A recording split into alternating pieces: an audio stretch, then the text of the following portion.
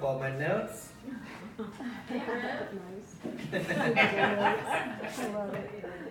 All right, so this was a very enlightening and really spiritual course for me, and there's several parts of it, so I'll just kind of hit on a few points.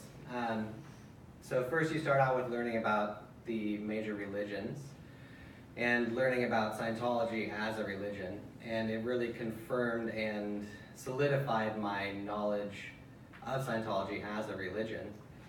And I wanted to read you one thing LRH says in Man's Search for His Soul, which was in January 1954. He says, "For the time since I first made a theta clear, I have been, with some reluctance, out beyond any realm of the scientific known. And now that I have myself cleared 100, and auditors I have trained many times that, I must face the fact that we have reached that merger point where science and religion meet, and we must now cease to pretend to deal with material goals alone." And that's really obviously what Scientology is. In Dianetics, we were dealing much more with the material, and then we had to branch out from that because there was no other way. So then you go on to learn about all these other religions, and that was really interesting to me, and I'm actually still going and learning more about other religions because it's really interesting. And you know, one of these things is you hear this term that people say, practice religious tolerance, right? And I've always been really good at, you know, practicing religious tolerance. Like, people have a right to their own opinions and beliefs, and I've never had a problem with that. And even if I slightly disagree or whatever, that's totally fine. But in doing this and learning about these religions, I feel like I've reached a level that's higher than religious tolerance, which is religious respect.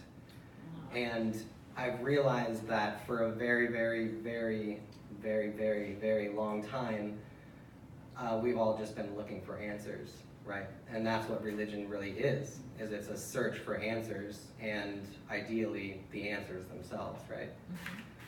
So that has given me a ton of respect for religion and for the fact that people have the courage to actually seek out these answers, because sometimes it's easier not to. So to sum it up there's actually this old Japanese poem, and one of the lines actually really gives a good idea. It says, "There are many paths at the foot of the mountain, but the view of the moon is the same at the peak." Wow.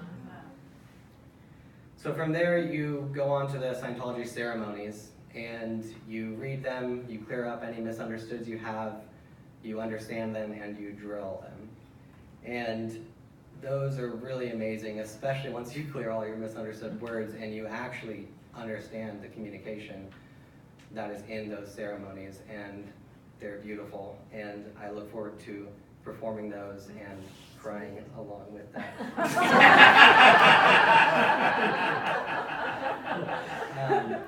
So then the next part is Sunday service, and there's a line here in the book that says, "The minister's ultimate goal is for each member of the congregation to leave the service with a greater level of spiritual awareness as a result of the truths he has learned there, and an increased willingness to apply these truths to his or her life. To accomplish this purpose, the minister ensures that the sermon is a flawless communication, masterfully presented." Wow. And so that purpose is very much alive in me, and it has been, I think, for a long time. And one thing I realized is, even just coming to graduation, my goal is never just to like tell you guys a few wins. It's to like impart some information and hopefully raise your awareness and understanding from there. So that aspect is very much there. I mean, I look forward to doing more Sunday services so I can take advantage of that. Great. And I think I do it pretty well. So. Yes, you do. So then the last part of the course is drilling answers to common questions about Scientology. And there's 143 questions in the What is Scientology book. So that seemed like it would be like fairly daunting to me. I felt like I would have to do a lot of drilling and get the answers down until I was like really confident and able to do it. And that drill definitely did result in a huge increase of certainty and confidence in answering those questions. But not because I had to drill them over and over. It was actually the complete opposite. my coach asked me a question, I answered it. He asked me another question, I answered it. He asked me another question, and I answered it. And I realized, I know this. It's not drilling it in. I know the basics of Scientology. I understand how it all works, and that was huge for my confidence and realization that I actually can answer questions that people have about Scientology. Another thing I realized is, there might be a question like, does Scientology have a concept of God? Or does Scientology believe in brotherly love? And I was answering it as, we believe such and such. And yeah, Scientologists, we think la la la, right? And I was like, there's something interesting here. And I realized that previously my answer to any of those questions would be, well, I'll tell you what I believe, but if you talk to a Scientologist down the street, they might believe something completely different, right? And I would always kind of preface it with that, which of course is true. So I would also enlighten people on personal integrity, and it's not a faith-based religion, of course. But I realize I'm answering it, we believe this, right? We of the church believe, etc. And I realize that as a minister, it's my responsibility to answer questions about Scientology and to represent Scientology as a whole. If I went and talked to like a Methodist minister and asked him what are the beliefs of a Methodist, I would want to know what the beliefs of a Methodist are, not what the beliefs of that person is. Does that make sense? So my viewpoint really shifted on that, and I realized that when I'm talking to someone, they are asking me about Scientology, and it's my responsibility to tell them what Scientology is. So that was really cool.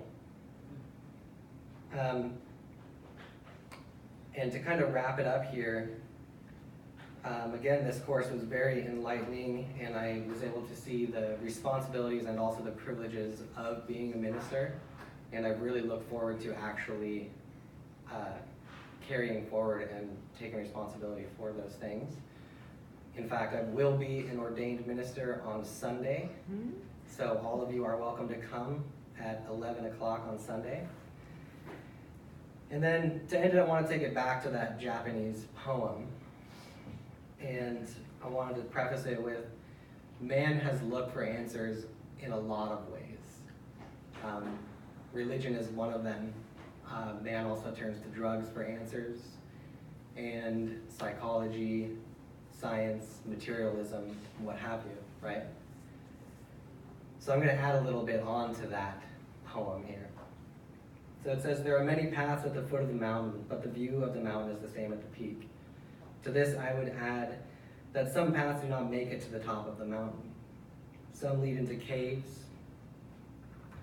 You almost had it, brother. Yeah, I did. Some lead into caves or down rivers or even off cliffs.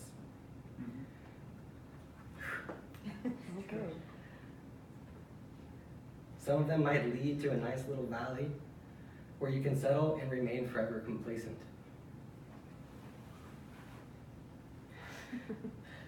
In Scientology, LRH blazed a path that truly does make it to the top of the mountain, where you can not only see the moon, but you can also reach it. So thank you all.